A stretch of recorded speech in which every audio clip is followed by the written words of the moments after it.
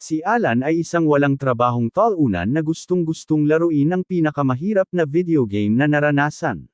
Nang piliin niya ang Hell Difficulty Mode sa isang kainahinalang laro para matupad ang kanyang pagnanasa, muli siyang isinilang bilang isang ordinaryong tao sa mundo ng mahika at mga espada, at natagpuan ang kanyang sarili sa isang totoong laro na walang tutorial at walang mga pagsubok muli. Si Alan ay isang hardcore gamer na hindi man lang alam kung ano ang damo. Ginugugol niya ang lahat ng kanyang oras sa paglalaro ng mga laro sa kanyang silid na parang isang tunay na masamang tao, pagkatapos ay minamaliit ang mga laro dahil hindi sapat ang hirap. Nagsimula siyang maghangad ng isang laro na mas mahirap kaysa sa kanyang pagkuha ng kasintahan at nagpas siyang maghanap sa net para sa pinakamahirap na laro kailanman, na may pinakapangit na balanse. Gayunpaman, sa sandaling pinindot niya ang search button, biglang nagbago ang screen ng kanyang PC at naging isang ad para sa isang larong walang katapusan. Hiniling ng ad kay Alan na sumama sa kanila sa isang pantasyang mundo ng espada at mahika, at sa kanyang kumpiyansa na walang larong sapat na mahirap para masiyahan siya, na siyang sinasabi rin ng aking dating kasintahan, nagpasya siyang subukan ito. Una siyang binigyan ng opsyon na pumili ng antas ng kahirapan ng laro, at pagkatapos ng madali, normal, at dagdag na kahirapan, nakita niya ang opsyon na Hell Difficulty Mode. Buong kumpiyansang pinili ni Alan ang Hell Mode, na may kasamang babala na haharapin niya ang labis na kawalan ng pag-asa na hindi na niya magkakaroon ng oras o lakas para pagsisihan ang kanyang pinili. Ipinagkibit balikat ito ni Alan, sinabi sa laro na paulit-ulit na niya itong narinig, at itinuloy ang kanyang pinili. Sinabi sa kanya ng laro na kailangan niya ng 100 beses na mas maraming X para mag-level up sa Hell Mode kumpara sa iba at pagkatapos ay nagpakita ng listahan ng mga klase ng karakter na maaari niyang pagpilian. Ang pinakamadaling rating ng kahirapan ay para sa gumagamit ng swordsman at spear, ngunit ang kahirapan para sa mga klase tulad ng hero at demon lord ay napakataas. Gayunpaman, ang pinakamataas na rating ng kahirapan ay para sa summoner class, at iyon mismo ang hinahanap ni Alan. Pinili niya ang klase ng karakter at nalaman na ito ang magbibigay sa kanya ng social class ng isang serf, na nangangahulugang karaniwang tao sa mundo ng laro. Nalaman din niya na ang laro ay nasa alpha testing pa rin, na nagpapaisip sa kanya kung paano niya ito maa-access, ngunit masaya siyang maging isang game tester, kaya tinanggap niya ang mga tuntunin at kondisyon. Sa sandaling pinindot niya ang buton, isang maliwanag na ilaw ang kumikislap mula sa kanyang monitor at nawala si Alan sa lupa ng walang bakas. Sa sumunod na sandali, naramdaman niyang nasa isang madilim at maligamgam na karagatan siya, at sinimulan niyang tamasahin ang nakaka-relax na pakiramdam. Gayunpaman, agad niyang napagtanto na hindi siya dapat nasa anumang lugar na madilim at maligamgam, at lalong lumala ang mga bagay nang maramdaman niyang humihigpit ang mga bagay sa paligid niya. Humingi siya ng tulong sa isang tao na ilabas siya, at iyon mismo ang ginagawa ng isang babae sa ibang mundo. Itinulak siya nito ng malakas at inilabas ang muling nagkatawang taong si Alan mula sa kanyang sinapupunan, at pumasok siya sa mundo ng laro mula sa lobby. Napagtanto niya na hindi nagsisinungaling ang laro nang sabihin nitong dadalhin siya nito sa isang mundo ng mga espada at mahika. Ngunit nahihirapan pa rin siyang paniwalaan na ang lahat ng anime na ice guy na pinagtawanan niya ay nagpapakita ng totoong mga bagay, ngunit hindi yun masabi ni Alan ng malakas, at patuloy lamang siyang umiiyak habang hawak siya ng kanyang ama.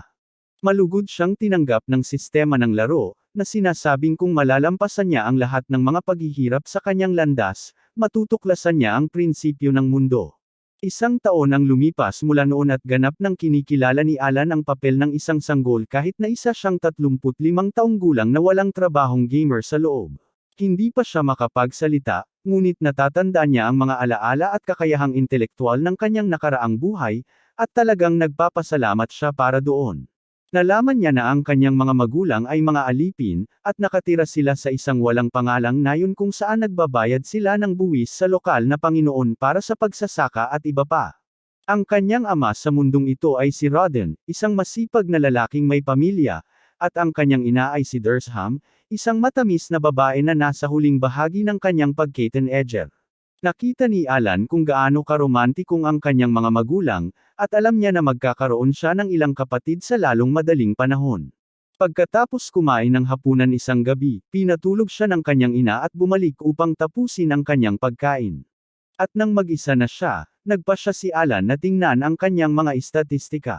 Ipinatawag niya ang status window, ngunit walang nangyari, na hindi na bago. Nabigo si Alan dahil kahit ilang beses niyang subukan, hindi niya maintindihan kung paano gamitin ang kanyang summoner class, at hindi pa niya matawag ang kanyang status window. Ngayon ang swerte niyang araw, at nang hindi niya masyadong pinatawag muli ang status window, isang libro ang lumitaw sa harap niya. Nataranta siya at sumigaw ng malakas, dahilan para magmadaling pumunta ang kanyang mga magulang sa kanyang kwarto.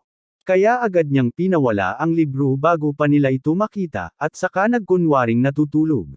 Pagkaalis nila, tinawag niya muli ang libro na naglalaman ng kanyang mga stats at mga detalye tungkol sa kanyang mga skill.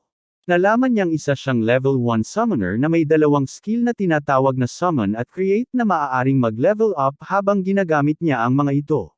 Mayroon din siyang ilang mga summon na maaaring gawin, ngunit sa ngayon ay mga insekto at halimaw na may ranggong H lamang ang kaya niyang gawin, at pakiramdam niya ay napakataas ng antas ng kahirapan para sa kanya. Bigla, isang random na pahina sa gitna ng libro ang umilo at bumukas. Nagulat si Alan nang makakita siya ng isang sulat mula kay Elmia, ang Diyos na lumikha ng mundong ito, na humihingi ng paumanhin sa pagkaantala ng pagpapadala ng kanyang grimoire na siyang nagsisilbing kanyang status window. Isinulat ni Elmia na dahil pumili si Alan ng isang klase ng karakter na sinusubukan pa rin, kinailangan nilang gumawa ng maraming papeles upang maihanda agad ang kanyang grimoire, ngunit ngayon ay umaasa silang mag-e-enjoy siya sa laro. Hindi masyadong iniinda ni Alan ang pagkaantala, dahil mas interesado siyang tuklasin ang laro ngayong mayroon na siyang grimoire. Bumalik siya sa pahina ng summoning at nagpas siyang magpatawag ng ilang mga bug, ngunit kahit anong uri ng magic spell ang subukan niyang gamitin, tila hindi lumalabas ang mga bug. Nagpas siya si Alan na mag-lock-in dahil walang mga tutorial sa mundo ng larong ito, at bigla niyang napagtanto na maaaring kailanganin niyang gamitin ang create skill bago gamitin ang summon skill. Agad niyang pinatunayan na tama ang kanyang teorya sa pamamagitan ng paggawa ng isang insect card, ngunit bago pa niya ito matawag, narinig niya ang kanyang ina na papalapit at nagkunwaring natutulog. Sa puntong ito, inaantok na si Alan, at nagpasya siyang ipagpaliban ang pagtawag hanggang bukas. Kinabukasan, habang abala ang kanyang mga magulang sa pagtatrabaho, nagpasya si Alan na tawagin ang insektong nilikha niya kagabi, at ang maliliit na bilog ng asol na liwanag ay pumuno sa kanyang silid bago nagsama-sama upang mag-anyong isang malaking tipaklong. Nagulat si Alan nang makita ang malaking insekto, at sinubukan niya itong utusan, ngunit ito ay lumabas na isang ordinaryong hanggal na insekto na hindi nakikinig kahit kanino. Nadismaya si Alan at nagpas siyang suriin ang impormasyon ng insekto sa kanyang grimoire. Nalaman niyang kaya niyang pangalanan ang tipaklong, kaya nagpas siyang tawagin itong Denka. Nalaman din niya na ang pagtawag lamang sa tipaklong ay nagpalakas ng kanyang tibay at liksi ng isang punto, kaya't siya ay labis na natuwa at sumigaw ng malakas. Lumapit si Dereja upang tingnan siya pagkatapos marinig iyon, at nang makita niya ang higanteng tipaklong, siya ay nataranta at agad itong dinurog sa ilalim ng kanyang mga paa. Pagkatapos ng ilang araw na pag-eeksperimento sa mga insekto, lumikha at nagpatawag si Alan ng isang H-ranked mouse na nagpapalakas ng kanyang HP at liksi. Hindi rin ito nakikinig sa mga regular na utos, ngunit may kakayahan itong tinatawag na scurry na ginagamit nito upang tumakbo ng paikat kapag inuutusan. Natuklasan din ni Alan na kaya niyang humawak ng 10 summon ng sabay-sabay, at ang mga stats na nakukuha niya mula sa mga ito ay tumataas, na nagpapalakas sa kanya kaysa sa sinumang sanggol na kasing edad niya. Isang araw, habang naglalaro ang kanyang ina kasama niya pagkatapos gawin ang lahat ng kanyang mga gawain, umuwi ang kanyang ama na puno ng dugo. Natakot si Dereja nang makita iyon, ngunit sinabi sa kanya ni Rodden na iyon ay dugo ng malaking baboy ramo na hinuhuli niya at ng iba pang mga taga-nayon. Na-curious si Alan na makita ang baboy ramo, kaya nagpasya si Rodden na dalhin siya upang makita ito. Habang nakasakay si Alan sa mga balikat ng kanyang ama, unang nizalayan niya ang mundo sa labas ng kanyang bahay. Ipinakita sa kanya ni Rodden ang isang kawon ng mga lumilipad na halimaw at sinabing ang mga ito ay hudyat ng pagsisimula ng panahon ng taglagas. Sinabihan niya si Alan na maging katulad ng mga ibong malayang lumilipad kahit saan, at ang langit ay may hangganan para sa kanila. Nakatulog si Alan dala ang lahat ng nakaka-inspire na kalokohan, at nang makarating sila sa kanilang destinasyon, ginaising siya ni Rodden para makita ang malaking baboy ramo. Ang halimaw ay mas malaki kaysa sa inaasahan ni Alan, at isang buong team ang nagtutulungan para hatiin ito. Nang sandaling iyon, isang lalaking nagngangalang Gerda ang lumapit at sinabihan ang lahat na pumalakpak para sa kanilang kampyon na si Rodden, na kanilang MVP sa Pangangaso ngayon. Medyo nahiya si Rodden ng purihin, kaya mabilis niyang ipinakilala ang kanyang anak sa lahat. Nabigla si Gerda nang makita niya ang isang taong gulang na sanggol na kumikilos ng napakagalang, at sinagot niya ang lahat ng kanyang mga tanong tungkol sa mga halimaw. Nalaman ni Alan na ang malaking baboy ramo ay isang C-rank na halimaw na nangangailangan ng isang team na may 20th katao para talunin, at iyon ang naging pamantayan niya para maging mas malakas. Pagkatapos ng 10 buwang pagsasanay gamit ang kanyang mga summon, sa wakas ay nag-level up si Alan at nabuksan ang mga bagong feature ng kanyang grimoire pati na rin ang mga bagong skill. Maaari na siyang lumikha ng mga G-rank summon at pagsamahin ang mga ito.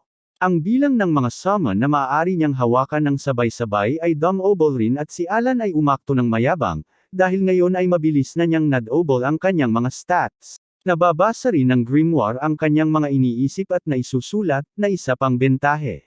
Pero wala siyang gaanong gamit para doon, gusto niyang pagsamahin ng ilang summon, pero kailangan niya ng mas maraming mana para doon, kaya mabilis niyang tinapos ang hapunan at bumalik sa kanyang kwarto. Nang ma-max out na ang kanyang mana, sinubukan niyang pagsamahin ang dalawang daga, pero sinabi sa kanya ng grimoire na wala siyang sapat na mana para doon. Ganito rin ang nangyayari nang sinubukan niyang gumawa ng isang G-rank summon, at isinumpo ni Alan ang kanyang sarili dahil sa pagpili niya ng hell mode na ito. Mabilis lumipas ang oras, at si Alan ay 3 taong gulang na ngayon. Tumaas ang kanyang maximum mana capacity, na nagpapahintulot sa kanya na ipatawag ang mga G-rank na nilalang at i-fuse din ang mga ito. Pinagsama niya ang isang G-rank na insekto sa isang G-rank na hayop, na lumikha ng isang G-rank na ibon na sapat ang talino upang sundin ang kanyang mga utos at may kakayahang perpektong gayahin ang pagsasalita ng tao. Ang kanyang G-rank na summon na insekto ay talagang isang palaka, na nagpapakita na ang may akda ng kwentong ito ay bumagsak sa kanyang klase sa biology. Ang palaka ay may kakayahang pukawin ang mga kaaway na atakihin ito. Bagamat ang G-rank mole ay maaaring maghukay ng malalaking butas, iniisip ni Alan na ang lahat ng kanyang G-rank summon ay maaaring maging kapaki-pakinabang upang talunin ang mga kaaway, ngunit ang kanyang mga summon beast ay medyo bobo pa rin, at alam niyang hindi pa siya maaaring makipaglaban sa kanila sa ngayon. Bigla, nakarinig siya ng isang pamilyar na boses at napagtanto na ito na ang kinatatakutang oras ng araw kung kailan ang kanyang kaibigang si Krina ay darating upang makipaglaro sa kanya.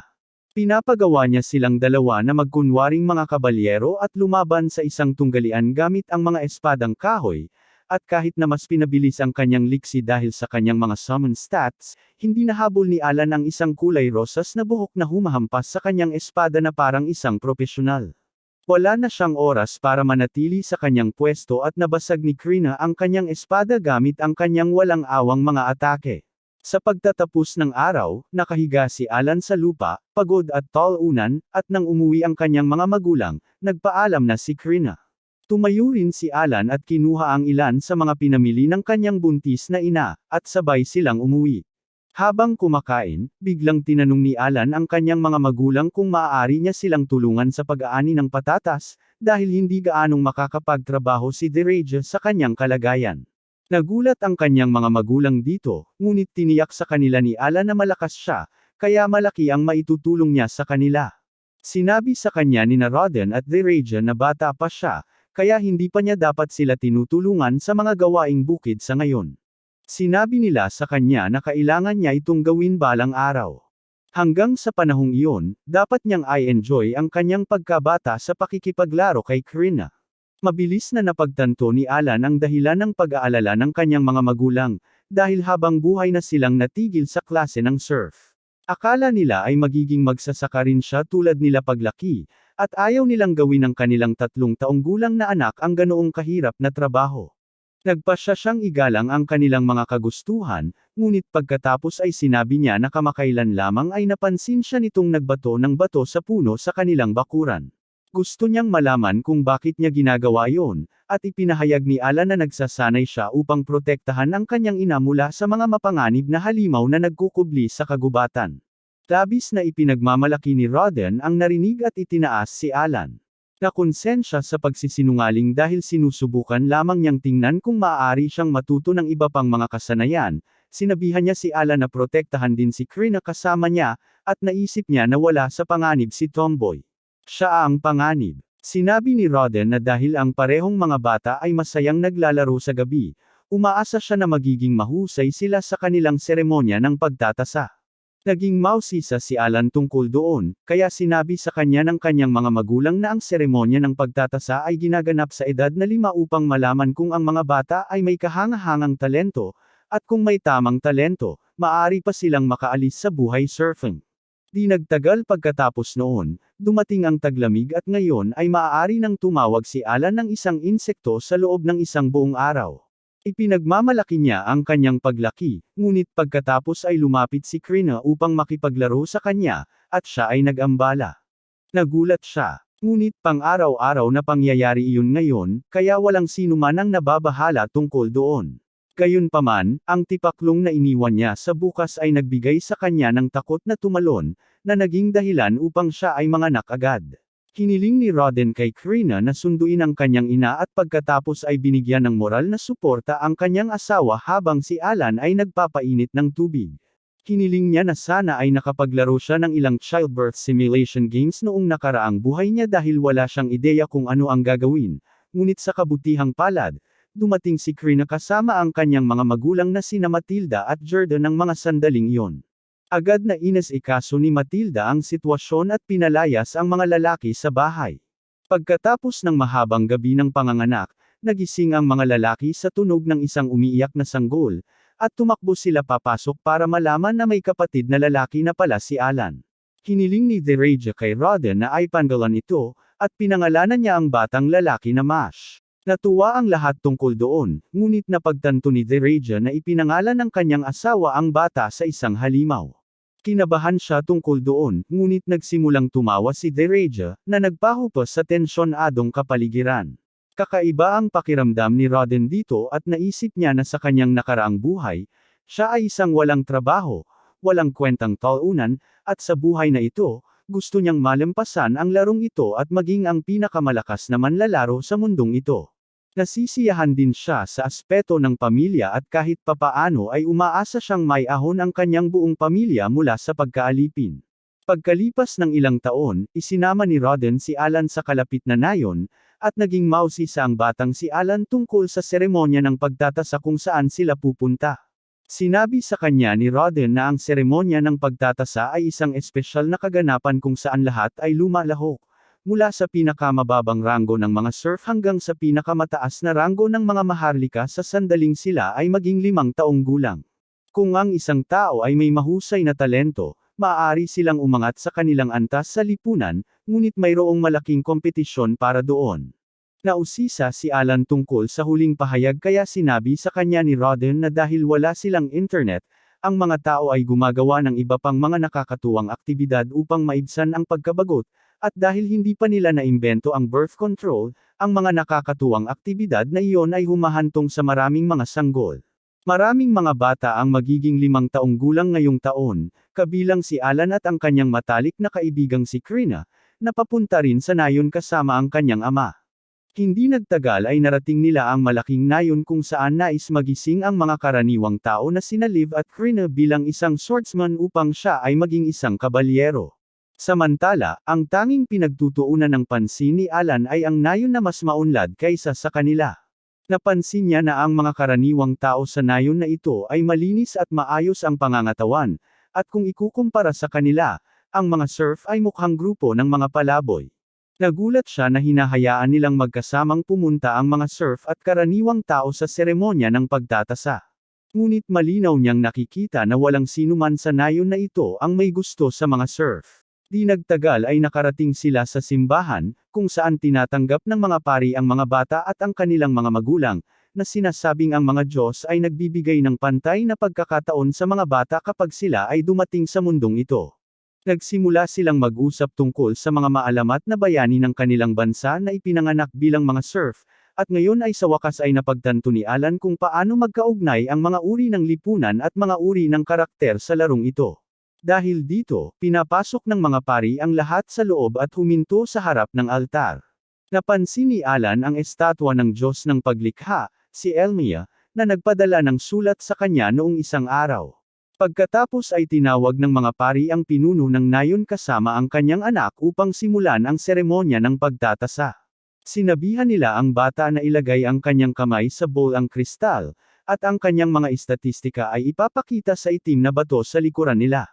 Nauna ang blonde na naka-bowl cut at kinakabahang inilagay ang kanyang kamay sa harap ng bowl ang kristal, at ipinakita ng itim na bato ang lahat ng kanyang mga istatistika tulad ng nakikita ni Alan sa kanyang grimoire. Ang batang naka-bowl cut ay may mga istatistika na mas mababa sa average sa lahat ng bagay maliban sa katalinuhan at swerte, at mayroon siyang talento na maging isang mangangalakal. Tuwang-tuwa siya nang malaman na ang kanyang anak ay may talento, at hindi maintindihan ni Alan kung ano ang pinag-uusapan. Sumilip ang kanyang grimoire upang sabihin sa kanya na hindi lahat ay may talento, at napagtanto niya na ang pagkakaroon ng talento ay isang malaking tagumpay. Pakiramdam niya ay mapalad siya na walang ibang makakakita sa kanyang grimoire, at pinuri ang mga developer para sa tampok na ito. Di nagtagal pagkatapos noon, nagsimulang masuri ang ibang mga bata. Isang kapaspalad na batang lalaki ang walang talento, ngunit niyayakap pa rin siya ng kanyang ama, hindi tulad ng aking ama na itinakwil ako nang bumagsak ako sa isang pagsusulit. Ang susunod na batang lalaki pagkatapos niya ay may talento na maging isang gumagamit ng palakol, at siya ang unang bata sa araw na nakakuha ng kanyang mga istatistika. Lahat ng mga bata ay tinasa pagkatapos noon, at sa huli, sina Krina at Alan na lamang ang natitira. Sinunod ng mga pari ang patakarang, mga babae muna, at tinawag si Krina. Tuwang-tuwa siyang tumakbo papunta sa bowl ang kristal, at nang mailagay niya ang kanyang kamay sa harap nito, naglabas ito ng nakasisilaw na liwanag.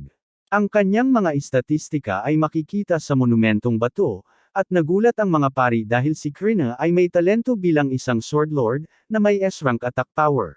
Tuwang-tuwa ang kanyang ama sa ideya na ang kanyang anak na babae ay aalis sa kanyang pamilya mula sa pagkaalipin magpakailanman, at naisip ni Alan na ngayon ay makatuwiran kung bakit siya napakalakas. Sa wakas, siya na ang susuriin, at ang bowl ang kristal ay umilo ng mahina bago tumigil, at pagkatapos ay sumabog sa isang liwanag na mas maliwanag pa kaysa kay Krina.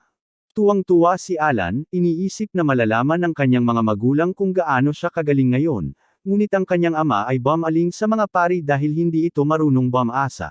Malungkot na sinabi sa kanya ng mga pari na ang kanyang anak ay walang talento at tinawag iyon ni Alan na AI.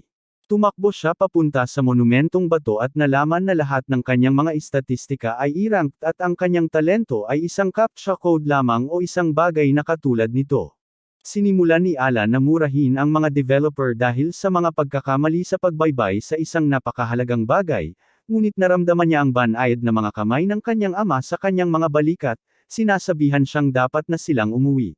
Tanggap na ng kanyang mga magulang ang katotohanang walang talento ang kanilang anak, at sinabi nila sa kanya na hindi ito malaking bagay dahil palagi silang magiging proud sa kanya.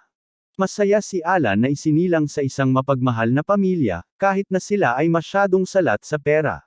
Nang gabing iyon, naisip niya na ang kanyang mga istatistika ay dapat na limitado sa E-rank dahil pinili niya ang Hell Difficulty Mode.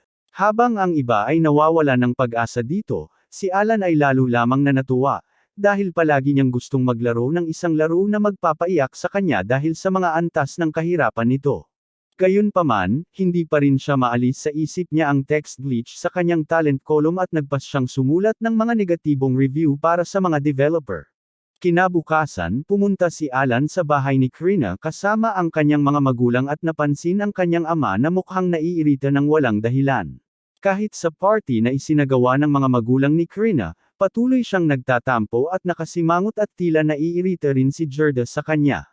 Nagsimula silang maging pasibo at agresibo sa isa't isa, at sinabihan ni Rodden si Gerda na tumigil sa pag-arte na parang bata at ipagdiwang ang napakalaking talento ng kanyang anak na babae.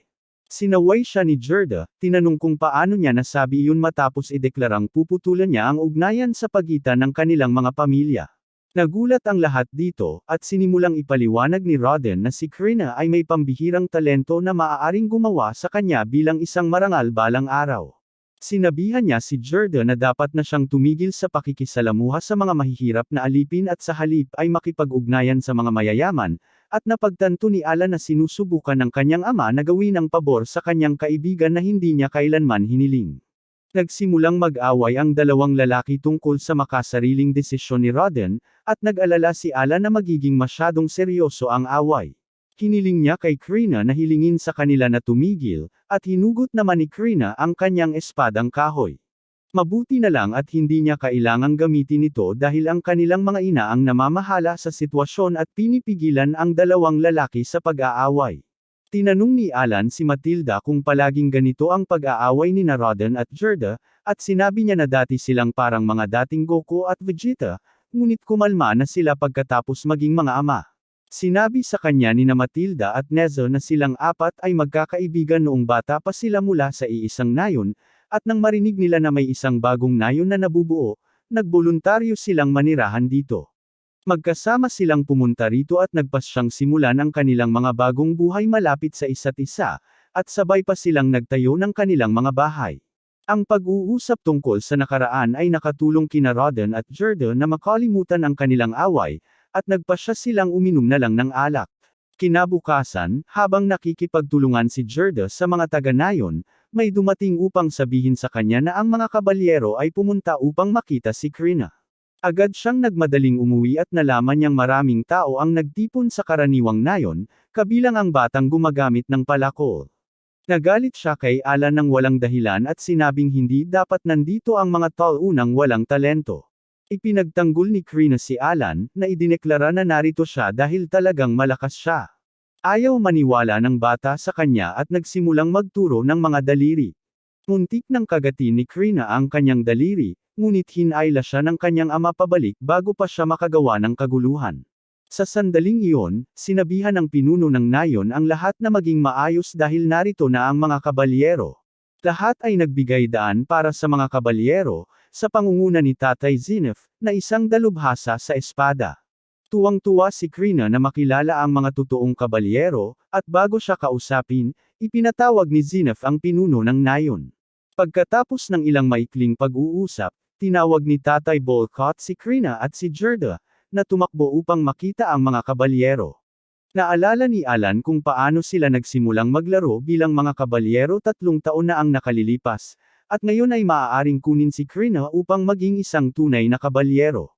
Nagsisimula na siyang makaramdam ng mapait at matamis na nostalgia ng pagpapalam sa kanyang nag-iisang kaibigan, ngunit biglang lumala ang sitwasyon ng tumutol si Gerda sa isang bagay na sinabi ng kapitan ng kabalyero.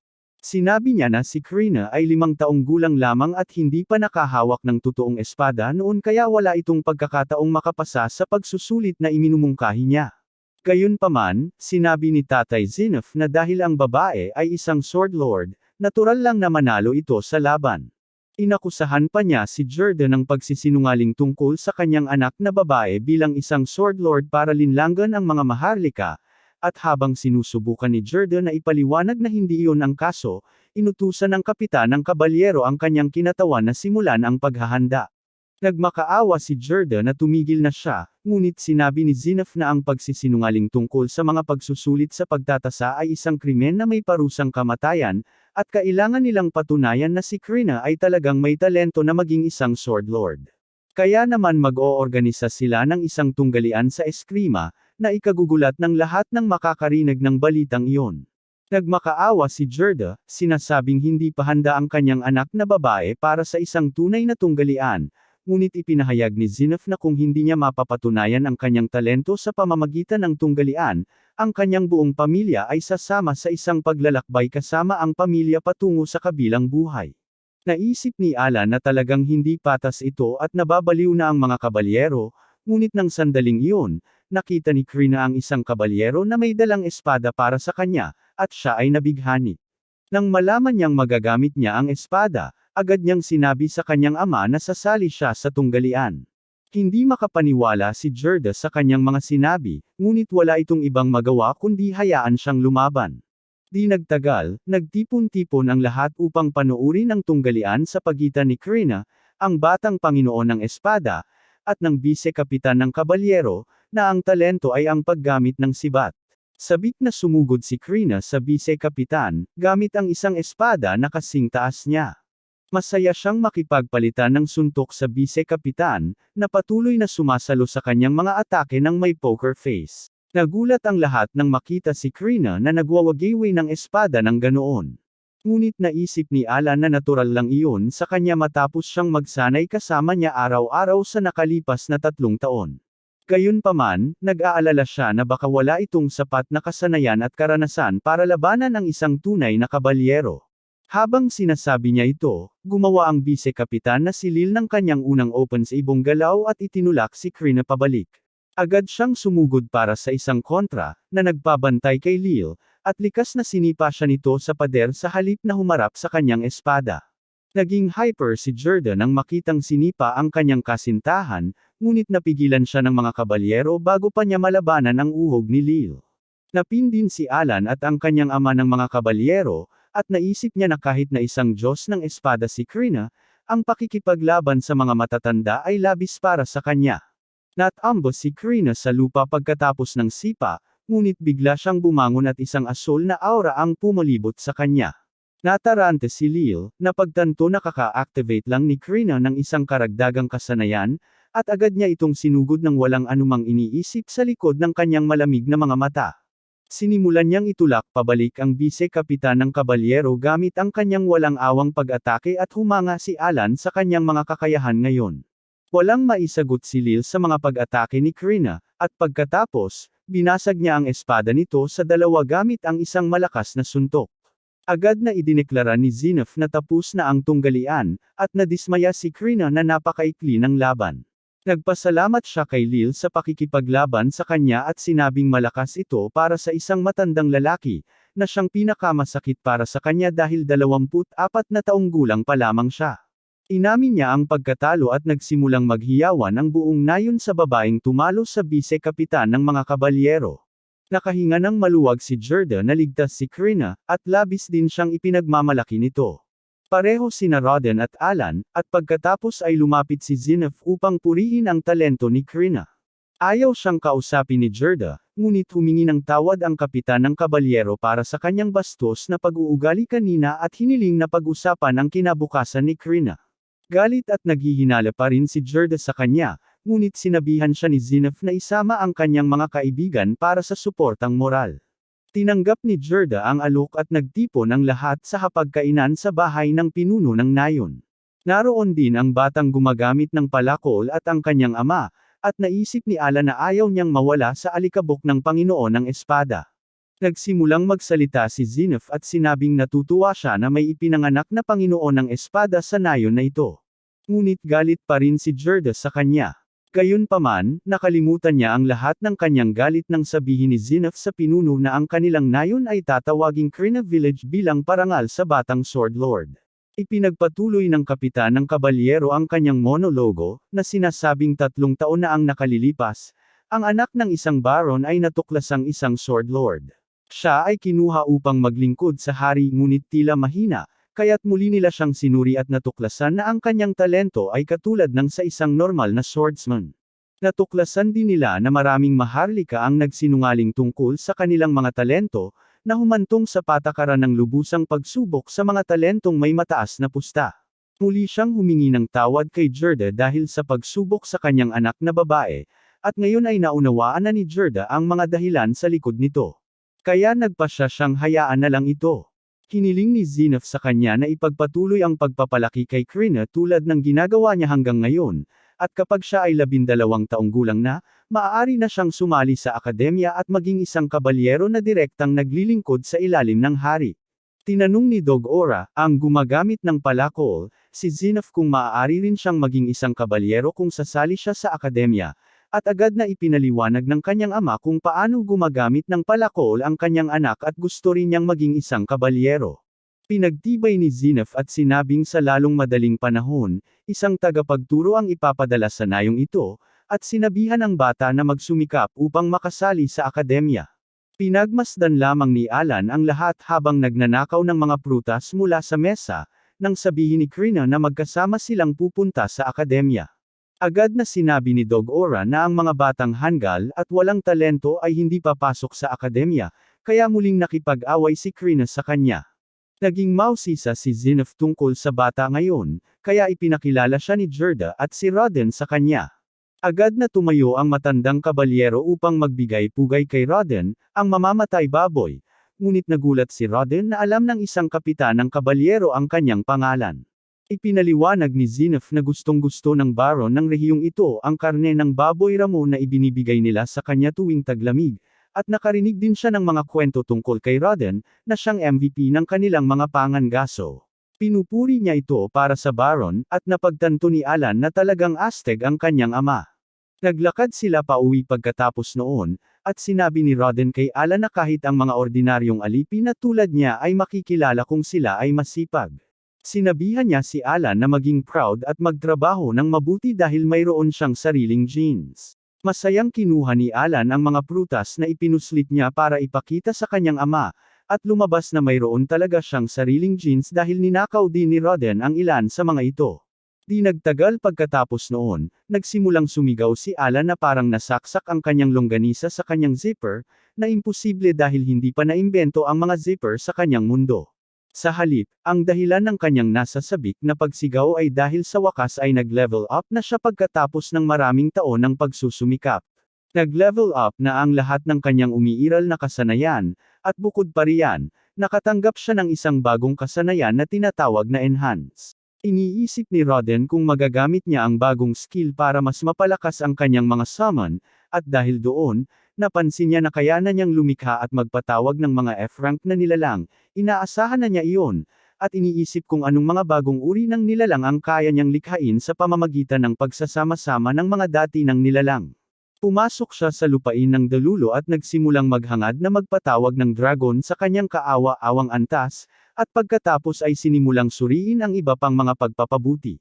Natuklasan niya na ang kanyang grimoire ay maaari nang maglaman ng hanggang 30 creature card, na nagbibigay sa kanya ng 50% na pagtaas sa kanyang mga stats na makukuha niya sa pamamagitan ng pagpapatawag ng mga nilalang, bagamat napagtanto niya na medyo mabagal ang kanyang pag-unlad dahil 2 taon na ang nakalipas mula nung huling level up.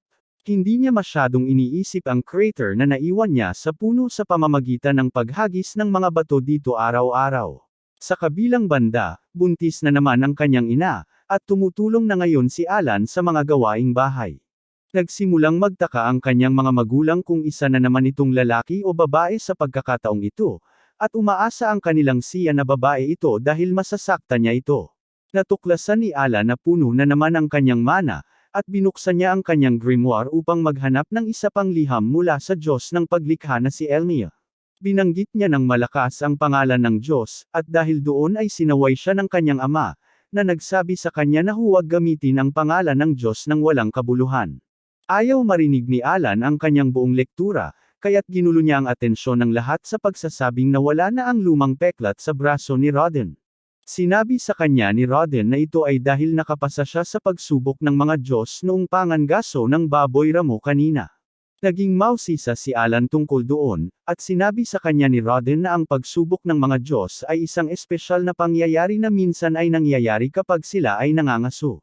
Nakaramdam sila ng biglaang pagsabog ng enerhiya at ang kanilang mga sugat ay tuluyang gumaling.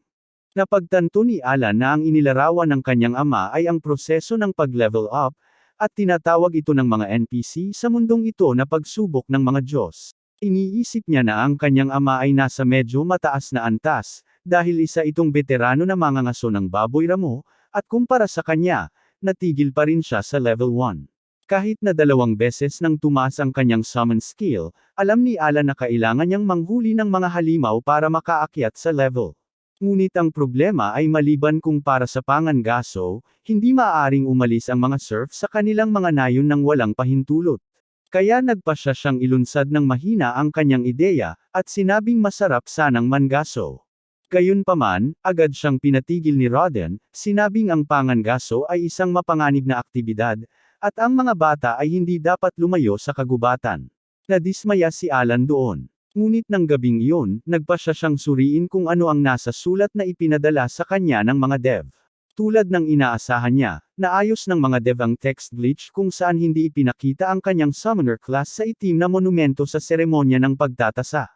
Hindi lang iyon, opisyal na nagpadala ang mga dev ng isang Divine Oracle sa Papa, para malaman niya ang bagong job class, at ngayon ay maipapakita na ito ng maayos sa hinaharap. Bukod pa riyan, natugunan din nila ang issue tungkol sa lahat ng skill ni Alan na natigil sa E, dahil ang normal na paraan ng pagkalkula ay gumagamit ng growth rate upang kalkulahin ang potensyal ng isang tao. Nagpadala ang mga developer sa kanya ng isang espesyal na pahina ng pagpapakita ng potensyal na hindi nakadepende sa bilis ng paglago, at tiningnan ito ni Alan at natuklasan na mayroon siyang medyo mataas na stats sa lahat ng aspeto, maliban sa atake at tibay. Mayroon siyang S-rank sa mana at katalinuhan, na akma para sa isang summoner, ngunit dahil pinili niya ang Hell Mode, ang pag-abot sa kanyang potensyal ay halos imposible. Gayunpaman, hindi natatakot si Alan na mag-grind, at agad niyang napagpasyahan na subukan ang kanyang enchanted skill sa isang tipaklong na halimaw. Natuklasan niya na ang skill ay nagpapalakas ng stats ng kanyang summon creature, ngunit walang epekto sa kanyang mga stats. Pagkatapos ay tinawag niya ang pinalakas na tipaklong na kumikinang ng ginintuan sa loob ng 1 segundo, ngunit pagkatapos noon, dumating ang kanyang ina at pinisil ito sa ilalim ng kanyang mga paa. Kinabukasan, umalis si Rodden para sa isang pangangaso at tinapos ni Alan ang mga gawaing bahay bago ituloy ang kanyang eksperimento. Sinubukan niya ang lahat ng kombinasyon ng mga umiiral na nilalang upang lumikha ng mga bago, ngunit nagtagumpay lamang siya nang pagsamahin niya ang mga insekto at mga ibon. Ang resulta ay isang nilalang na uri ng damo, at ang lohikang ito ay mas katangahan pa kaysa sa pinagsamang Goko at Luffy. Gayunpaman, sabik si Alan na makita kung anong mga buff ang maibibigay sa kanya ng summon na uri ng damo, at labis siyang natuwa nang matuklasan niyang pinapalakas nito ang kanyang kapasidad sa mana. Dahil pinayagan siyang magsagawa ng mas maraming summon at fusion, natuwa si Alan dahil makakatulong ito sa kanya na mas mabilis na lumaki, at agad niyang tinawag ang nilalang, na isang mansanas na may mga patpat para sa mga braso at binti. Napagtanto ni Alan na ang buhay na mansanas ay hindi rin ginawa para sa labanan at sinuri kung ang espesyal na kakayahan nito ay tinatawag na aroma. Inutusan niya ang mansanas na gamitin ang kakayahan, at bigla itong lumubog sa lupa bago lumikha ng isang matangkad na punla na napakabango. Iniisip ni Alan na napakasama ng kakayahan niyang taglayin, ngunit tila gustong-gusto ng kanyang ina ang aroma, kaya nagpasya siyang iwan doon ang punla. Maya-maya, lumapit muli si Krina para magsanay kasama si Alan, at kahit na paulit-ulit siyang natutuwa, napansin ng ina na medyo bumuti na ang kanyang galing. Alam ni Alan na ang dahilan nito ay ang kanyang sword mastery skill na umabot na sa level 3 matapos magsanay kasama si Krina araw-araw, at bukod pa riyan, mas marami na siyang stats mula sa kanyang mga summoned creature. Habang paalis siya, sinimulan ni Alan ang paghagis ng bato sa puno sa kanyang bakuran, at pakiramdam niya ay pagod na pagod siya dahil hindi pa siya nakakapag-level up kahit isang beses. Kailangan din niyang alagaan ang kanyang nakababatang kapatid na si Mash at tumulong sa mga gawain dahil abala ang kanyang ina sa paglikha ng mas maraming manggagawa para sa nayon, at sa palagay niya ay hindi sulit ang kanyang pagsasanay sa paghagis ng bato. Gumawa rin siya ng isang maliit na lugar na puno ng mga punla ng puno ng mansanas, dahil ang matamis nitong amoy ay nakakabawas sa oras ng pagbawi ng mana ng 6 na oras. Nang magdamag, sabik na hinintay ni Alan at ng kanilang siya ang pag-uwi ni Rodden, at nag-alala sila dahil hindi dapat ito umuwi ng maaga ngayong gabi. Bigla, nakarinig sila ng kaguluhan sa labas ng bahay at nadatna nila ang mga taga-nayo na karga ang sugatang si Rodden sa isang kahoy na tabla. Tumakbo palabas sina Alan at ang kanilang siya upang tulungan ang mga taga-nayo na dalhin si Rodden sa bahay, na malubhang nasugatan at may malaking sugat sa tiyan. Sinabi ni Jordan na tinamaan ni Rodden ng pangil ng baboy ramo ang tiyan, at kung wala silang kakaibang halamang gamot, malamang ay namatay na ito bago pa man makarating sa bahay. Tinanong ng kanilang siya kung paano niya nakuha ang halamang gamot, at sinabi ni Jordan na binigyan siya ng kapitan ng gabi ng ilang malamig na barya noong isang araw bilang paghingi ng tawad sa ginawa niya kay Krina, at ginamit niya ang mga ito para bumili ng mga halamang gamot.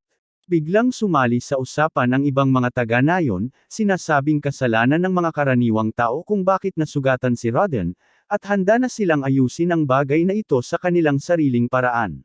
Nang sandaling iyon, dumating si Nash ng makarinig ng kaguluhan at nagsimulang umiyak, kaya ibinalik siya ni Alan sa loob para matulog. Sinabihan din ni Gerda ang mga taga-nayon na magpahinga at huwag magsimula ng anumang away, habang siya ay nananatili upang bantayan ang kanyang matalik na kaibigan.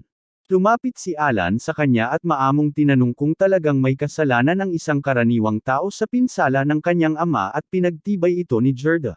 Sinabi niya na ilang araw na ang nakalipas, hiniling sa kanila ng pinuno ng nayon na payagan ang mga karaniwang tao na sumali sa pangangaso ng baboy ramo, dahil ang karne ng baboy ramo ay talagang mahalaga at kahit na karamihan sa mga ito ay napupunta sa baron, ang natitirang karne ay hinahati sa mga mangangaso. Makukuha lamang ito ng mga karaniwang tao sa pamamagitan ng pagpapalit ng mga mahahalagang bagay para sa karne, at hindi sila kailanman nagboboluntaryo sa pangangaso ng baboy ramo dahil sila ay isang grupo ng mga mahina na alam na hindi nila kayang humawak ng isang higanteng halimaw. Gayunpaman, naiiba ang pagkakataong ito dahil matapos nilang marinig si Knight Captain Zinef na pinupuri si Rodden bilang isang bayani, inakala nilang ligtas ang mga karaniwang tao kapag nasa paligid siya. Sinabi ni Gerda na hindi siya o si Rodden ay pabor sa pagpapahintulot sa mga karaniwang tao na sumali sa pangangaso, ngunit hindi nila maaaring tanggihan ang utos mula sa pinuno. Ang mas malala pa, maraming karaniwang tao ang hindi sineryoso ang pagsasanay dahil ayaw nilang matuto mula sa mga serf na mas mababa ang antas ng lipunan kaysa sa kanila. Pagkatapos, noong araw ng pangangaso, binigyan nila ang mga karaniwang tao ng trabaho na panatilihing abala ang baboy ramo habang umaatake ang lahat. Ngunit wala silang lakas ng loob na gawin iyon, at sa huli ay binitawan nila ang kanilang mga armas at tumakbo. Isa sa kanila ay isang tanggang tulala na bumagsak sa lupa at natusok ni Rodden ang pangil ng baboy ramo sa kanyang tiyan habang ipinagtatanggol siya. Nagawa nilang talunin ang malaking baboy ramo, at nailigtas pa ang buhay ni Rodden gamit ang halamang gamot. Sinabi ni Gerda kina Alan at Nersha na dadalhin niya ang bahagi ni Rodden sa karne kinabukasan, at hiniling sa kanila na manatiling malakas. Kinabukasan, nagising si Alan at nadatnan ang kanyang ina na nag-aalaga sa kanyang ama. Sinabi niya rito na siya ang papalit sa trabaho mula sa kanya, ngunit sinabi nito sa kanya na maayos lang siya. Sa sandaling iyon, nagising si Rodden na parang baliw, iniisip pa rin na nasa kalagitnaan siya ng pangangaso. Gamaan ang loob ng kanyang pamilya nang makitang bumalik na siya sa kanyang katinoan, at habang mayroon silang emosyonal na sandali, napagtanto ni Alan na hindi niya ginagamit ang kanyang oras hanggang ngayon. Nakatuon lamang siya sa pagpapalakas, ngunit walang layunin sa likod nito. Nauunawaan na niya ngayon na ang mundong ito ay hindi isang laro para sa mga taong naninirahan dito, kasama na ang kanyang pamilya. Ang mga taong naninirahan sa mundong ito ay totoo, at ang kanyang pamilya ay kasing totoo nila. Napagdesisyonan ni Alan na kailangan niyang gamitin ng husto ang kanyang kapangyarihan para mapanatiling ligtas ang kanyang pamilya, lalo na't hindi makakagalaw ang kanyang ama sa loob ng ilang panahon. Dumating doon si Gerda dala ang bahagi ni Rodden mula sa pangangaso, at natuwa siyang makita itong muli. Sinabihan ni Gerda si Rodden na huwag mag-alala tungkol sa anumang bagay at mag-focus na lamang sa paggaling, dahil ang iba pang mga taga-nayon ang magbabayad para sa kanyang pamilya ngayong taglamig. Biglang nagsalita si Alan, at humingi ng pahintulot sa kanyang ama na simulan ang kanyang mga trabaho upang matulungan ang kanyang pamilya. Nagsimula siyang magtrabaho ng araw ding iyon, nagsimula sa pamamagitan ng pag-iigib ng tubig mula sa isang balon, at pagkatapos ay nagbubuhat ng mabibigat na balde na kahit ang isang matanda ay mahihirapan. Nagulat ang lahat nang makita kung paano tila naiiba ang pagkakagawa ni Alan, ngunit nagpasya na lamang siyang huwag ng mag-alala. Nagamit na niya ang kanyang pisikal na lakas sa pamamagitan ng kanyang pagtawag, dahil iyon ang magbibigay daan sa kanya na lubos na makatulong sa kanyang pamilya. At hindi siya nag-aalala tungkol sa atensyon na matatanggap niya, dahil mayroon na silang panlabas na mundo. Pagkatapos maghatid ng tubig sa kanyang bahay, pumunta siya sa mga bukid upang matuto kung paano mag-ani ng patatas mula kay Gerda. Sinabihan siya ni Gerda na gamitin ang dalawang kamay niya para bunutin ang mga patatas, ngunit nagsimulang magunat si Alan sa pamamagitan ng pagbunot ng isang buong bangkos gamit lamang ang isang kamay. Inaangkin niya na nakukuha niya ang lakas na ito mula sa kanyang tatay, at nagtatrabaho ng husto sa bukid, inaani ang lahat ng patatas sa isang araw. Maya-maya, tinitigan niya ang mga inaning patatas, iniisip kung gaano kawalang katarungan na ang Baron ay makakakuha ng higit sa kalahati ng mga patatas na tinatanim ng mga alipin. Pagkatapos noon, narinig niya ang ilang mga bisita na dumarating sa kanilang bahay, at ito pala ang pinuno ng nayon, pati na rin ang hanggal na siyang sanhi ng pinsala ni Rodden. Nagdala ang pinuno ng ilang prutas bilang regalo, at humingi ng tawad ang lalaki sa pag-abala sa mga bagay na humantong sa pagkasugat ni Rodden. Habang si Rodden ay tumugon ng may kabutihan at sinabihan ang lalaki na maging mas maingat kung gusto niyang magpatuloy sa pangangaso, hindi talaga handang patawarin ni Durja ang hanggal ng ganoon kadali. Kinukumbinsi niya ito na ang lahat ay may pamilyang babalikan, anuman ang kanilang sosyal na pakikisalamuha. Ang iba pang mga alipin ay pumupunta roon para kumustahin si Rodden, at doon ay nawala ang kanyang galit nang makita ang kanilang kakaibang mga kalokohan. Kinabukasan, mag-isang nagtungo si Alan sa isang parang na may ligaw na damuhan, at lumikha ng malawak na lugar para sa kanyang henyong plano upang matulungan ang kanyang pamilya na malampasan ang taglamig. Tinawag niya ang mga Polacos sa kanyang inventaryo, at pinrotektahan ang kanyang mukha gamit ang kanyang mga kamay habang lahat ng Polaka ay tumatalon sa kanya bago lumapag sa lupa. Sunod, naglagay si Alan ng ilang mga bitag sa antas noob, at sinabihan ng mga Polaka na gamitin ang kanilang kasanayan sa pagudyok, umaasang makakaakit ito ng ilang mga ligaw na ibon na maaari niyang hulihin at iuwi. Gayunpaman, nang walang dumating kahit na pagkatapos ng kaunting paghihintay, nagpasya siyang tumigil na. Nang sandaling iyon, nakita niya ang isang ibon na papalapit sa kanila at naghanda upang hulihin ito. Ngunit napagtanto niya na hindi ito isang ordinaryong ibon, kundi ang B-rank na halimaw na tinatawag na Alba Heron. Sinira ng halimaw ang mga bitag ng hindi man lang nag-iisip, at pagkatapos ay tinalo ang mga Polaka isa-isa. Napagtanto ni Alan na hindi siya kalaban ng isang B-rank na halimaw, at nagsimulang tumakas. Pagkatapos ay lumitaw ang kanyang status window sa harap niya, at naisip niya na pagkatapos mapalakas ang kanyang pisikal na stats sa limitasyon, dapat ay kaya niyang talunin ang halimaw na ito. Kaya nagpasya siyang lumaban at agad na binato ang ulo ng halimaw, bago sumugod at tinamaan ito gamit ang kanyang espada. Gumanti ang halimaw, ngunit tinawag ni Alan ang isang grupo ng mga aso na kumagat sa halimaw at pinanatili itong nakikipaglaban.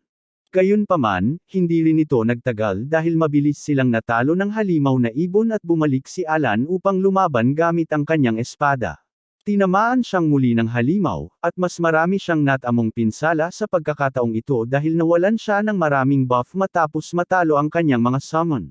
Pakiramdam niya ay masyadong mahina siya para tumayo, at pagkatapos ay inatake siyang muli ng halimaw na ibon.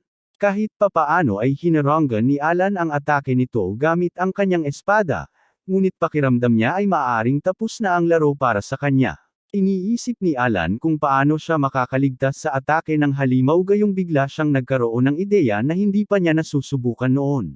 Ipinatawag niya ang pinakabagong mga summons na uri ng insekto na kanyang nilikha, at pinakawalan ang mga ito laban sa halimaw na ibon. Nagsimulang sumipsip ng enerhiya mula sa Albihiron ang mga halimaw na uod, at pinigilan nito ang pag-atake, na nagpaisip kay Alan na tama siya tungkol sa pagiging kapaki-pakinabang ng kanilang kakayahan sa labanan. Lumabas siya mula sa ilalim ng halimaw na ibon at nagpas siyang pahinain ito sa pamamagitan ng patuloy na pag-atake dito, at sa ganoong paraan, maiiwasan niyang mapatay matapos mawala ang lahat ng kanyang mga buff. Nagpatawag siya ng isa pang grupo ng mga dogo upang atakehin ang ibon kasama ang mga insekto, at tuluyan nila itong natalo.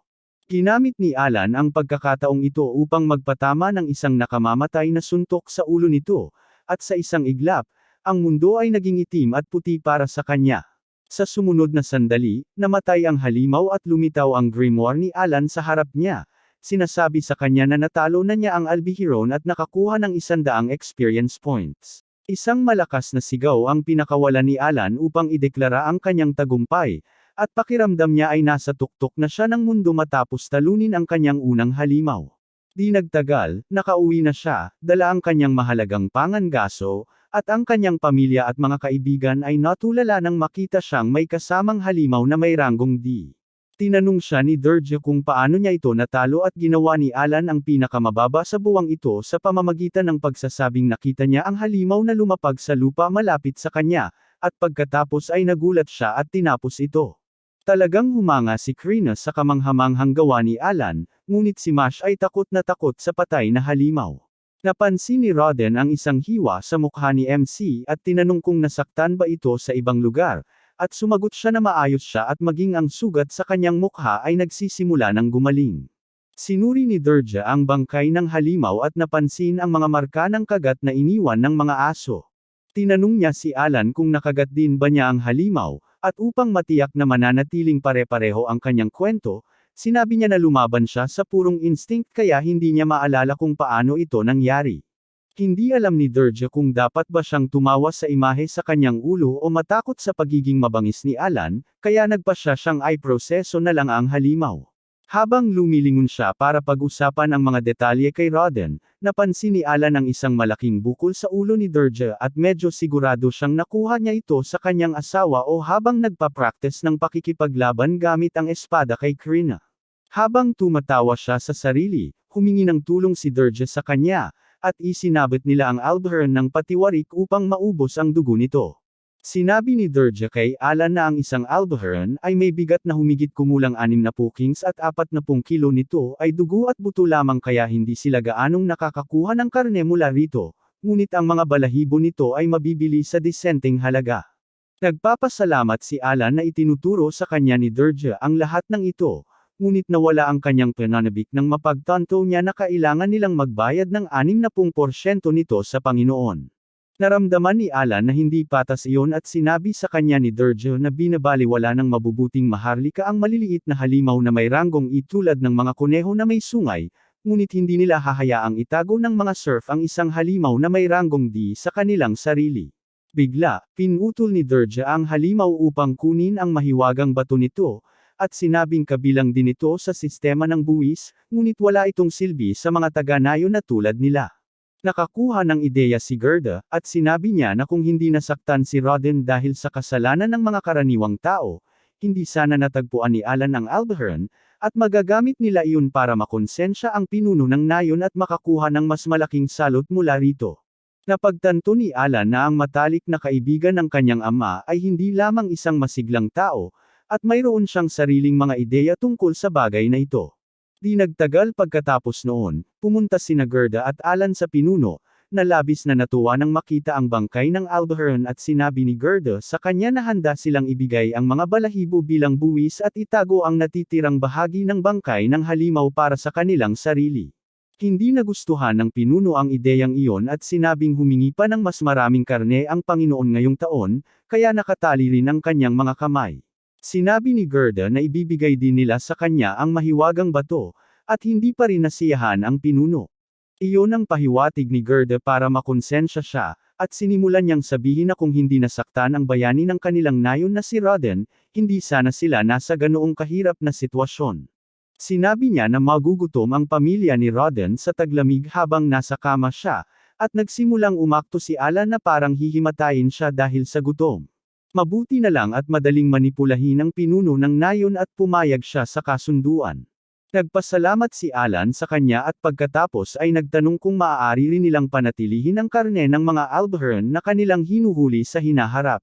Alam niyang magiging mahirap iyon at malakas na sinabihan siya ni Gerda na huwag masyadong matuwa dahil hindi siya papalarin na manghuli ng isa pang halimaw na may ranggong di anumang oras sa lalong madaling panahon. Naniwala ang pinuno doon at pinagtawanan ito. Sinasabing kung papalarin silang manghuli ng isang Albaharan, maaari nilang panatilihin ang karne nito. Natuwa sina Alan at Gerda na ang kanilang plano ay isang ganap na tagumpay, at di nagtagal pagkatapos noon, naghanda si Alan ng isa pang patibong upang manghuli ng isang Albaharan. Ang bitag ay gumana bilang isang anting-anting tulad ng huling beses, at sa pagkakataong ito, 2 halimaw ang sumisibad pababa upang atakihin ang mga palaka. Mas naging matalino si Alan pagkatapos ng unang labanan, at agad niyang pinaalalahanan ang mga palaka na huwag mawala ng anumang stats.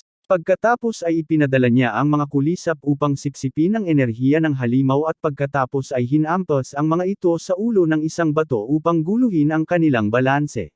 Pagkatapos nito, ipinadala niya ang kanyang mga aso upang kagatin sila, at pagkatapos ay tinapos sila sa pamamagitan ng isang suntok sa kanilang ulo gamit ang kanyang espadang kahoy. Matapos niyang talunin ang dalawang halimaw, naalala niya ang kanyang mga summon, at ipinagmamalaki niya ang kanyang sarili dahil pagkatapos manghuli ng isang grupo ng mga halimaw, ito ang unang pagkakataon na hindi siya nawala ng anumang summon. Bigla, lumitaw ang kanyang grimoire at sinabi sa kanya na sa wakas ay nakakuha na siya ng 1,000 experience points at naabot ang level 2. Tuwang-tuwa si Alan nang marinig ito, at agad niyang tiningnan ang kanyang mga stats at nalaman na ang kanyang kalusugan at mana ay ganap nang naibalik, at lahat ng kanyang mga stats ay bumuti rin ng malaki. Niyakap niya ang kanyang grimoire dahil 6 na taon na ang nakalipas mula nang siya ay dumating sa mundong ito, at sa wakas ay nag-level up na siya. Nagpasya siyang ipaalam din sa kanyang pamilya ang kanyang maliit na sikreto, at iniuwi ang mga Albaharan. Nagulat si Rodden nang makitang natalo ni Alan ang dalawa sa kanila sa pagkakataong ito, ngunit wala siyang sinabi. Kaagad pagkatapos noon, pumunta si Alan sa kanyang pagsasanay sa espada kasama si Krina, at mas mabilis na siya ngayon. Kaya niyang iwasan ang mga atake nito ng Pal-Aegean, ngunit abala siya sa pag-iisip kung paano siya magkakaroon ng sapat na karne para sa taglamig at ang kailangan na lang niya ngayon ay panggatong. Naisip niya na kung manghuli siya ng 20 pang Albaharan, maaari siyang umabot sa level 3, ngunit tila imposibleng gawin iyon ngayong taglamig. Sa sobrang pagkagambala niya sa kanyang mga iniisip, palihim siyang sumugod kay Krina at tinamaan ang kanyang ulo, na nagpapanatili sa kanyang sunod-sunod na panalo. Nang gabing iyon, kinausap ni Alan ang kanyang mga magulang, sinabihan silang higpitan ang kanilang mga sinturon dahil maaaring dalhin sila ng kanyang kwento sa isang emosyonal na roller coaster. Sinabi niya na noong siya ay 1 taong gulang, nakatanggap siya ng orakulo mula sa Diyos na si Elmia, na nagsabi sa kanya na bibigyan siya ng kapangyarihan at karunungan. Sinabi niya sa kanyang mga magulang, kaya nga siya ay mas malakas at mas matalino kaysa sa karaniwang tao, ngunit binigyan din siya ng Diyos ng paglikha ng isang malaking kapansanan, na sinasabing haharapin niya ang mga hamon na hindi kayang malampasan ng 100 katao ng magkakasama, at kinailangan niyang gamitin ang kanyang lakas at karunungan upang malampasan ang mga ito. Nabigla si Dersha nang marinig ito at nagsimulang magtanong sa Diyos kung paano niya nabigyan ang kanyang anak ng ganito kahirap na pagsubok. Sa kabilang banda, sinabi ni Rodden na malamang ay nakapasa si Alan sa isang pagsubok ngayon dahil gumaling na ang sugat sa kanyang mukha.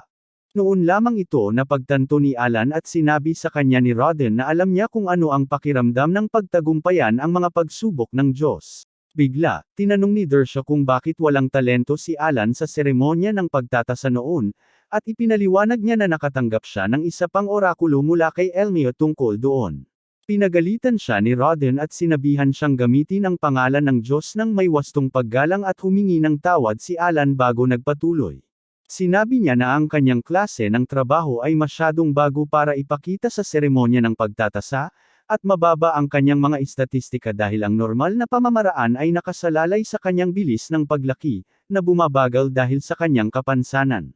Nagtataka na ang mga magulang niya tungkol sa talento niya ngayon, pero hindi masabi ni Alan sa kanila ang tungkol sa pagiging isang summoner dahil baka matakot ang mga tao na kaya niyang kontrolin ang mga mapanganib na halimaw.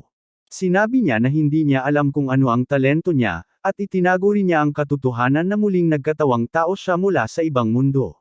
Biglang niyakap ni Dersha si Alan, tinatanong kung bakit hindi niya sinabi sa kanila ng mas maaga dahil inakala nitong isa siyang baliw kapag binabato niya ng bato ang puno araw-araw. Pero nagsasanay lang siya para malampasan ang mga pagsubok ng mga Diyos. Tinanong siya ni Rodden kung ano ang susunod niyang gagawin, at sinabi ni Alan na plano niyang harapin ang mga pagsubok ng harapan. Naisip ni Rodden na magandang ideya iyon, at sinabihan siyang maging matapang at harapin ang mga hamong inihanda ng Diyos na si Elmia para sa kanya, at kung siya ay maipit sa isang lugar, maaari siyang humingi ng tulong sa kanila. Sinabihan din niya si Alan na ilihim ito dahil maaaring maging mahirap ang mga bagay-bagay kung maakusahan siyang nagsisinungaling tungkol sa isang orakulo. Gayunpaman, gustong sabihin ni Rodden kay Gerda at ipagmalaki na ang kanyang anak ay nakakuha ng orakulo mula mismo sa Diyos na lumikha, At tiyak na mas maganda iyon kaysa kay Krina bilang isang Sword Lord. Di nagtagal pagkatapos noon, nakahuli na si Alan ng maraming Albihiron, at dinala niya ang mga ito sa palengke kasama si Gerda, na planong turuan siya ng lahat tungkol sa pagnenegosyo. Sinabi sa kanya ni Gerda na naging matagumpay din ang kanilang pangangaso ng baboy ramo, dahil kung wala ang mga karaniwang tao, wala silang naging problema. Tinanong siya ni Alan tungkol sa pagkakaiba ng mga alipin at mga karaniwang tao, at sinabi sa kanya ni Gerda na magkaiba ang kanilang katayuan sa lipunan, at ang mga karaniwang tao ay hindi nagbabayad ng 60% na buwis tulad ng mga alipin. Sa halip, nagbabayad sila ng 3 gintong barya bawat matanda at 1 gintong barya bawat bata bilang taunang buwis. Naintriga si Alan at nagpatuloy sa kanyang pangunahing tanong kung paano magiging ordinaryong tao ang mga alipin. Sumagot si Gerda na kailangan nilang magbayad ng tributo na 10 gintong barya bawat tao sa kanilang pamilya, o maaaring personal silang gantimpalaan ng Panginoon ng isang promosyon. Napagtanto ni Alan na dahil ang kanyang ina ay palaging nagpapalaki ng mga bata, kailangan niyang kumita ng 50 gintong barya ng mabilis o magiging 60 na po ito sa susunod na taon. Di nagtagal, pumunta sila sa isang kumpanya ng pangangalakal at bumili ng asin kapalit ng pinatuyong karne ng halimaw. Pagkatapos nito, dinala ni Gerda si Alan sa iba't ibang uri ng tindahan at nalaman niya ang halaga ng palitan para sa iba't ibang mga bagay. Sa susunod, mag-isang pumunta si Alan sa palengke at nagsimulang magsaliksik kung magkano ang magiging halaga ng mga bagay kung bibilhin niya ang mga ito gamit ang pera. Pagkatapos ng kaunting pananaliksik, nalaman niya na ang isang pakete ng Albihiran jerky ay ibinibenta sa isang pilak na barya, at kung gusto niyang kumita ng 50 gintong barya, kailangan niyang manghuli ng 500 sa mga ito. Nagpasya siyang huwag isipin ang pudgeling na kakailanganin niyang gawin para doon, at pumunta sa isang tindahan ng gamot at humingi ng mga potion para sa pagbawi ng mana. Sumagot ang tindero na hindi sila nagtatabi ng mga mamahaling bagay sa kanilang mga murang tindahan, at nagpasya si Alan na tumingin sa ibang mga halamang gamot at iguhit ang mga sketch ng mga ito sa kanyang grimoire. Pagkatapos ay tinanong niya ang tindero kung mayroon ba siyang mga bulaklak ni Mueller, at isang taga-baryo ang nagdepensa ng marinig ang pangalang iyon dahil ang huling beses na ibinenta niya ang mga ito ay kay Gerda, na sumugod sa kanyang tindahan at nagmakaawa sa kanya na ibenta ito sa kanya. Sinabi ng tindero na si Gerda ay talagang mapilit kahit kalahati lang ang pera na mayroon siya para bilhin ito, at nangako siyang babayaran ang natitira mamaya. Literal siyang lumuhad at nagmakaawa na kailangan niya ang mga bulaklak para iligtas ang kanyang kaibigan, at kinailangan ng tindero na sumuko. Nabigo pa rin siya tungkol doon kahit na binayaran na siya ni Gerda kalaunan, at biglang binigyan siya ni Alan ng isang pakete ng karne bilang pasasalamat, dahil ang mga bulaklak ni Mueller ang nagligtas sa buhay ni Rodden. Pagkatapos noon, pumunta si Alan sa isang pandayan at tinitigan ang mga sandatang nagkakahalaga ng 50 baryang pilak bawat isa, kaya nagpasya siyang huwag munang isipin ang mga ito sa ngayon. Bigla, dumating doon ang gumagamit ng palakol na si Dog Ora at tinanong si Alan kung ano ang ginagawa niya sa tindahan ng kanyang ama. Ayaw ni Alan na abalahin ang bastos na batang iyon, kaya sinabi niya rito na nakatingin lang ito at naglakad palayo. Gayunpaman, sinuntok siya ni Dog Ora nang walang dahilan at sinabihan itong maging alipors niya tulad ni Pal, ang anak ng pinuno. Nagpasya si Alan na lumaban upang mapigilan si Dog Ora mula sa simula. Inilagay niya ang kanyang mga bagahe sa lupa at itinutok ang kanyang espadang kahoy kay Dog Ora, hiniling dito na kunin ang anumang armas na gusto niya upang makapaglaban sila ng patas. Tumakbo si Dog Ora upang kunin ang kanyang baseball bat, habang sina Alan at Pal ay nagbabatian, at pagbalik niya ay sinimulan na niyang ihampas ang kanyang bat na kahoy. Madaling umiwas at hinaranggan ni Alan ang kanyang mga atake, at nalaman niya na si Dog Ora ay may kapangyarihang umatake ng isang gumagamit ng palakol, ngunit wala siyang espesyal kumpara kay Krina. Sumugod si Alan papunta sa kanya at dinasarmahan siya gamit ang isang mabilis na suntok at bumagsak si Dog Ora sa lupa matapos matalo. Ginamit ni Alan ang pagkakataong ito para mag-aura farm na parang isang tusong samurai at sinabi sa kanya na babalik siya para magbenta sa kanyang tindahan balang araw. Di nagtagal pagkatapos noon, bumuti ang pakiramdam ni Rodden at naghanda na ulit para magtrabaho. Lumipas ang ilang buwan, at naging regular na bisita si Dog Ora sa bahay ni Krina na naging training ground para sa lahat ng mga bata. Naroon din si Pal at nagpractice kay Karina, na napakagaan ng loob sa kanya. Napagtanto ni Alan na maaaring may kakayahan ang kanyang kapatid na maging gumagamit ng sibat, at habang siya ay libang, nagpa siya si Dog Ora na tamaan siya. Gayunpaman, masyadong bastos pa rin ang kanyang mga galaw at iniwasan lamang siya ni Alan para matambo siya sa lupa. Isang gabi pagkatapos noon, habang pinapanood ni Alan ang kanyang nakababatang kapatid na babae na natutulog, umuwi sina Rodden at Gerda, at mukhang pagod na pagod sila. Tinanong sila ni Thersia kung ano ang nangyari, at sinabi nila sa kanya na inutusan sila ng Baron na manghuli ng 15 baboy ramo ngayong taon sa halip na 10, at kaya naman hinayaan nilang sumama muli sa kanila ang mga karaniwang tao. Tinanong ni Thersia kung sino ba ang nag-isip na magandang ideya iyon matapos masugatan si Rodden, ngunit hindi nila ito matatanggihan dahil utos iyon ng Baron. Ang mas malala pa, kailangan nilang manghuli ng 20 baboy ramo sa susunod na taon, at kung hindi nila magagawa iyon, handa ang Panginoon na magdala ng mas maraming alipin mula sa ibang mga lugar, na masamang balita para sa nayon dahil ang mga alipin na hindi marunong mangaso ay aalisin sa kanila ang kanilang lupain. Sabi ni Rodden, ang tanging pagpipilian lang nila ay ang mas madalas na pangangaso, dahil hindi nila mapagkakatiwalaan ang mga karaniwang tao, kahit na mapanganib din ang paraang ito. Biglang sinabi ni Alan na kahit na mas madalas silang mangaso at maabot ang kota, patuloy itong tataas hanggang sa kailangan na nilang magdala ng mga alipin mula sa ibang lugar o hayaang sumali ang mga karaniwang tao. Sinabi niya na magandang ideya ang pagpapasama sa mga karaniwang tao, at kahit na sinabihan siya ni Gerda na tumahimik kapag nag-uusap ang mga matatanda, tinanong siya ni Rodden kung ano ang mungkahi niya. Sinabi ni Alan na biniyayaan siya ng karunungan ng mga Diyos, na nangangahulugang ang kanyang karanasan mula sa paglalaro ng hindi mabilang na mga laro. Tiwala siya na kaya niyang gawing malalakas na manlalaro kahit ang mga walang kwentang baguhan at hiniling kina Rodden at Gerda na iwan na sa kanya ang mga karaniwang tao.